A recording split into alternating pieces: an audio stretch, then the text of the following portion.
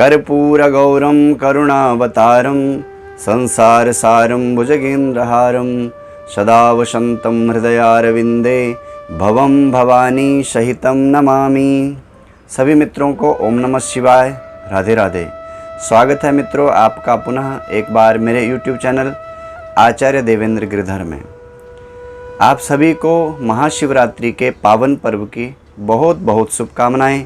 भगवान महादेव सबके जीवन में मंगल करे और सबके जीवन के संकटों को दूर करे। मित्रों, आज उपस्थित हूँ आप सबके बीच में एक जानकारी को लेकर के। कल महाशिवरात्रि का महापर्व है, शिवरात्रि है। मित्रों, शिवरात्रि क्यों मनाई जाती है और शिवरात्रि के दिन हमें किस तरह से भगवान महादेव का पूजन करना चाहिए जिससे हमारे मनोरथ सिद्ध हो, हमारी मनोकामना पूर्ण हो। मित्रों, आप सब जानते हैं भगवान शंकर आशुतोष हैं, भगवान शंकर करुणामय हैं। इस बार हमारे इस साल में 2 शिव कथाएं भी चली हैं और सभी जगह के जो भक्त लोग हैं उन्होंने शिव की महिमा को भी जाना है। इसलिए हम सब के लिए शिवरात्रि विशेष करके है और उन लोगों को जिन्होंने शिव महापुराण सुना नहीं है, शिव की महिमा को नहीं जाना है, उनके लिए भी जानकारी देते हुए चले। मित्रों, कल महाशिवरात्रि का पावन पर्व है। कल के दिन में ब्रह्मा और विष्णु इन दोनों के बीच में विवाद हो गया था कि मैं बड़ा। उसी विवाद को दूर करने के लिए भगवान शंकर इन दोनों के बीच में लिंग के रूप में पहली बार प्रकट हुए। वैसे सभी देवता मूर्ति रूप में पूजे जाते हैं, लेकिन भगवान महादेव लिंग रूप में भी और मूर्ति रूप में भी पूजे जाते हैं, क्योंकि शंकर जी आदि देव हैं, सबके आदि हैं और सबका नाश होता है, लेकिन शिव का कहीं नाश नहीं होता है। इसलिए लिंग के रूप में भगवान महादेव प्रकट हुए और तब ब्रह्मा और विष्णु ने पहली बार जिस दिन शिव का पूजन किया था, शिवलिंग का पूजन किया था, वही रात्रि शिवरात्रि यानी महाशिवरात्रि के रूप में जानी जाती है।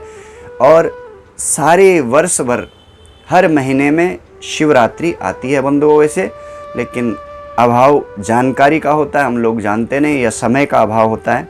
हम हर महीने में शिवरात्रि को भगवान शंकर का पूजन नहीं कर पाते हैं, पर फिर भी चिंता करने की बात नहीं है, क्योंकि केवल और केवल महाशिवरात्रि के दिन भगवान शंकर का पूजन करने से, रुद्राभिषेक करने से, शिव के दर्शन करने मात्र से जीवन के सब पाप ताप समन हो जाता है और जीवन में मंगल होता है।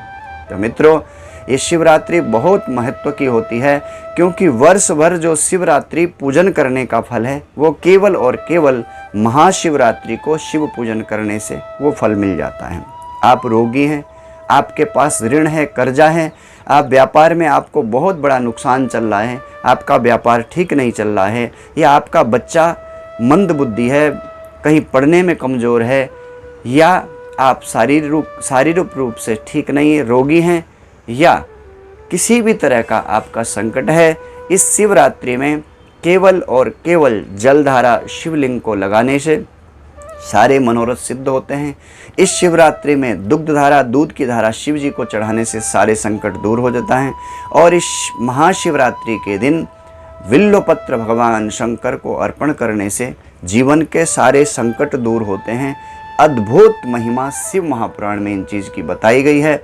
साथ में शिव नाम जरूर जपिए कल, ओम नमः शिवाय इस मंत्र का, या शिवाय नमः या श्री शिवाय नमस्तुभ्यम, ये मंत्र हैं। इन कोई भी एक मंत्र को आप जपिए कल के दिन।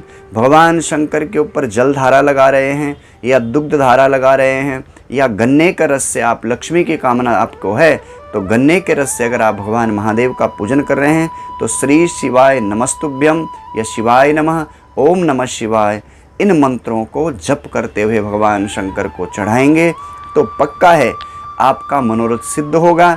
आपकी मनोकामना भगवान शंकर जरूर पूरा करेंगे।